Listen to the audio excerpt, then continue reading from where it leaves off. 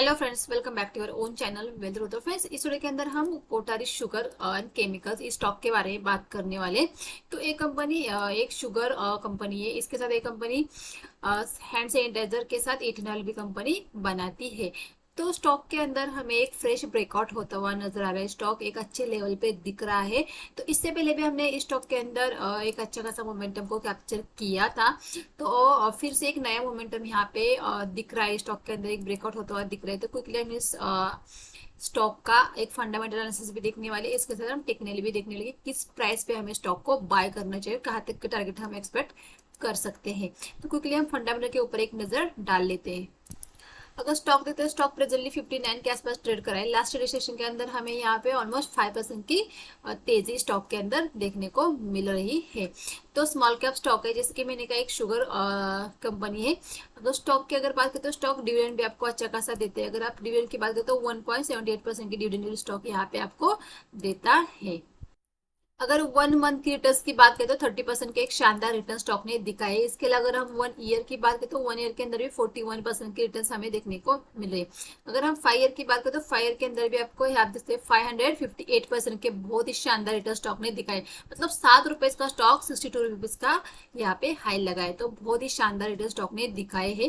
तो स्टॉक के अगर फाइनेंशियल की अगर बात करते हैं, अगर फाइनेंशियल की बात करें तो रेवेन्यू की अगर बात करें तो प्रीवियस ईयर से इस ईयर में हमें यहाँ पे बढ़ता हुआ दिख रहा है। इसके अलावा अगर इबिटा की बात करें तो यहाँ पे भी प्रीवियस ईयर से इस ईयर में हमें बढ़ता हुआ दिख रहा है। इसके अलावा नेट इनकम यहाँ पे प्रीवियस ईयर से इस ईयर में यहाँ पे बढ़ता हुआ दिख रहा है। तो मतलब कंपनी अच्छी खासी यहाँ पे ग्रो हो रही है। कंपनी के अंदर अच्छी खासी ग्रोथ देखने को मिल रही है। कंपनी अच्छा खासा रेवेन्यू जनरेट कर रही है। इसके अलावा नेट इनकम भी यहाँ पे बढ़ता हुआ दिख रहा है। प्रोमोटर की होल्डिंग देखते हैं तो यहाँ पे 73% की यहाँ पे प्रोमोटर की अच्छी खासी हमें स्टॉक के अंदर होल्डिंग देखने को मिल रही है। इसके अलावा डीआईएस की 0.83% की होल्डिंग देखने को मिल रही है। एफएस की 0.67% की हमें यहाँ पे होल्डिंग देखने को मिल रही है। इसके अलावा रिटेल की 24.98 मतलब 25% की ऑलमोस्ट होल्डिंग हमें रिटेल की यहाँ पे देखने को मिल रही है। स्टॉक के अंदर कोई भी रेड फ्लैग हमें यहाँ पे देखने को नहीं मिल रहा है, ना स्टॉक हमें ओवरबॉट जोन में देखने को मिल रहा है। तो क्विकली हम चार्ट के ऊपर जाते हैं कि चार्ट के ऊपर हमें किस प्राइस पे स्टॉक को बाय करना चाहिए, चलो और कहाँ तक का मोमेंटम एक्सपेक्ट कर सकते हैं देख लेते हैं। तो यहाँ पे हमने कोठारी शुगर का चार्ट लगा के रखा है। हमने यहाँ पे 1 डे के टाइम फ्रेम लगा के रखे। हम 1 डे के टाइम फ्रेम भी देखेंगे, हम मंथली भी देखेंगे, हम वीकली, हम तीनों टाइम फ्रेम के अंदर स्टॉक को एनालिसिस करने की कोशिश करेंगे। तो यहाँ पे अगर देखेंगे, यहाँ तो स्टॉक यहाँ पे बहुत दिनों से, मतलब अगर हम देखेंगे 2 साल से स्टॉक बस इसी रेंज के अंदर ट्रैवल करता हुआ नजर आ रहा था। और एक बात है कि यहाँ पे लो शिफ्ट हो रहे थे, मतलब इस लो से ये लो ऊपर शिफ्ट हो रहा था। मतलब यहाँ पर अगर देखेंगे एक ट्रायंगल काइंड ऑफ पैटर्न यहाँ पे देखने को मिल रहा है। तो यहाँ पे एक फ्रेश ब्रेकआउट होता हुआ नजर आ रहा है 1 डे के चार्ट के ऊपर।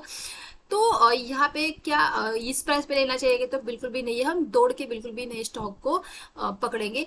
हाँ, स्टॉक अगर यहाँ पे रिटेस्ट कर लेते हैं ₹50 या ₹47 के लेवल तक, स्टॉक फिर से रिटेस्ट करके फिर से मोमेंटम दिखाता है, तो हम इस स्टॉक को बाय करने की सोचेंगे। फिर से हमें ऊपर की तरफ, जैसे कि कहते हैं कि एक स्मॉल कैप स्टॉक है, पेज स्टॉक है, 20% का मूवमेंट हम ऊपर की तरफ एक्सपेक्ट कर सकते हैं। क्योंकि 2 साल से स्टॉक एक ही जगह पे यहाँ पे रुका है। 2 साल के बाद अगर ब्रेकआउट आ रहा है तो डेफिनेटली एक तगड़ा ब्रेकआउट हम यहाँ पे कह सकते हैं। आप ऊपर की तरफ 20% का मूवमेंट हम एक्सपेक्ट कर सकते हैं।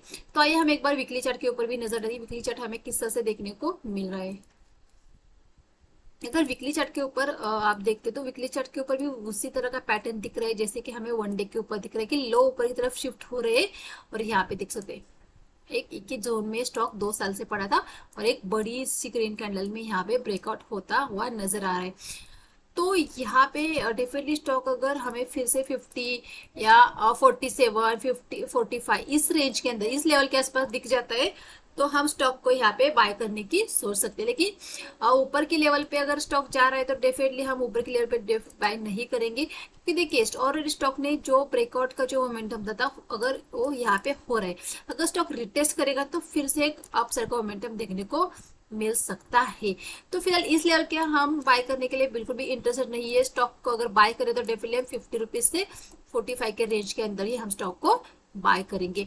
इसके नीचे 45 के नीचे अगर स्टॉक चला जाए तो फिर हम इस ब्रेकआउट को फेल कह सकते हैं और इसके नीचे हम स्टॉक को छोड़ सकते हैं। फिर हम इसे बाय करने के लिए हम इंटरेस्टेड नहीं रहेंगे। तो देखिए स्टॉक को सही प्राइस पे बाय करना बहुत ज़्यादा ज़रूरी हो जाता है। तो सही प्राइस पे ऊपर स्टॉक को बाय करेंगे तभी हम वहाँ पे प्रॉफिटेबल होंगे।